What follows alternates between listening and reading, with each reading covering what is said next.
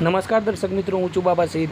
વિજાપુરમાં આપનું સ્વાગત છે. તેશ્વર મહાદેવ મંદિર શ્રદ્ધા સાથે સલામતી, ભક્તો માટે આજ જાગૃતિ સંદેશ. સમાચાર વિગતવાર જાણીએ તો દર્શક મિત્રો, સાબરકાંઠા જિલ્લાના ઈડર તાલુકામાં મહેસાણા જિલ્લાના વિજાપુર તાલુકાના ફુદેરા ગામ નજીક સાબરમતી નદીના કિનારે આવેલું સુપ્રસિદ્ધ સપ્તેશ્વર મહાદેવ મંદિર પૌરાણિક અને ઐતિહાસિક મહત્વ ધરાવે છે. શ્રાવણ માસ અને જન્માષ્ટમી જેવા પવિત્ર પર્વો દરમિયાન દૂર દૂરથી ભક્તો અહીં શિવલિંગના દર્શન માટે આવે છે, પરંતુ તાજેતરના સમાચારો અને સોશિયલ મીડિયામાં નદીમાં મગર દેખાયાની વાતોમાં ભક્તોમાં ચિંતા ફેલાવી હતી.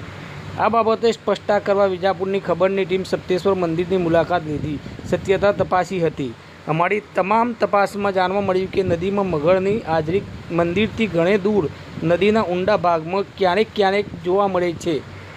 મંદિરની આસપાસનો વિસ્તાર જ્યાં ભક્તો દર્શન માટે આવે છે તે સંપૂર્ણપણે સુરક્ષિત છે. મંદિર ટ્રસ્ટના પ્રમુખ કરશનભાઈએ જણાવ્યું હતું કે અમે ભક્તોની સુરક્ષાને પ્રાથમિકતા આપીએ છીએ. નદીના ઊંડા ભાગમાં મગર દેખાયા હોવાની વાત સાચી છે, પરંતુ તે મંદિરના દર્શન વિસ્તારથી ઘણે દૂર છે. ઈડર ફોરેસ્ટ વિભાગને જાણ કરવામાં આવી છે અને તેઓ સ્થિતિ પર નજર રાખી રહ્યા છે.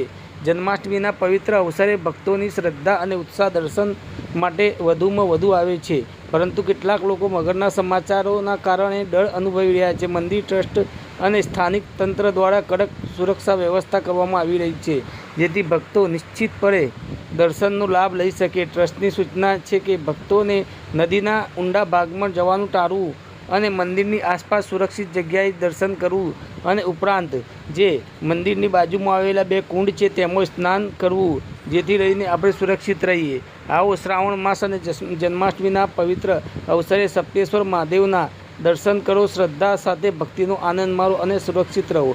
શ્રદ્ધા અને સલામતી સાથે દર્શન કરો. આ સંદેશ શેર કરી બધાને જાગૃત કરો. વધુ અપડેટ માટે વિજાપુરની ખબર યુટ્યુબ ચેનલ અને સોશિયલ મીડિયા સાથે જોડાયેલા રહો.